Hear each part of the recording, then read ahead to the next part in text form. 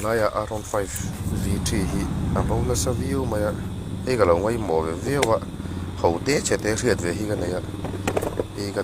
lo kan tir ve mai meng chuwa khat a hre to tam tak pui lom mai the ma ro chu e hi atam jok hi chonin la hre lo nge mo o katia e heta hena sit kan hong ta e heta hen box hi lo om ta ni a box hi ten kan hong a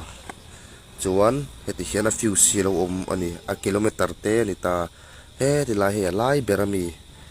number 15 hi hei he ta heten en ula hei 15 hi thoi tur ne hei hi atang kai khop maya ang lawa hianin chu kan phoi chuan chabia po on ma ila lo direct du don po ni se switch kha kal lo rim thrim ani hei hi phoi ngei tur ani a film khur thu la atang kai khop mai kan phoi nga lo en chin ma ula phoi hi ma serin a hin har ve phena film khur nga ta du lu tu ka pasak view mai hei ka phoi ta khanin a switch a hianin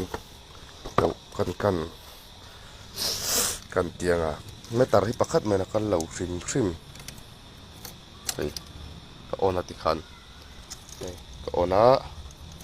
eng ma kal lawa ti hian a switch in thre dan to kan vuanga akal le kan lo dan chu he ten hei kan vu lenga ha arot eng ngal pa mai ni hei ka phoya khan mo chuan kan ti thiang kan vu thapa ngai nga kan vu thata hei switch kan ona nga ti khan kal pa ngai de current line ti hana lut pa ngai le chi di na ni kha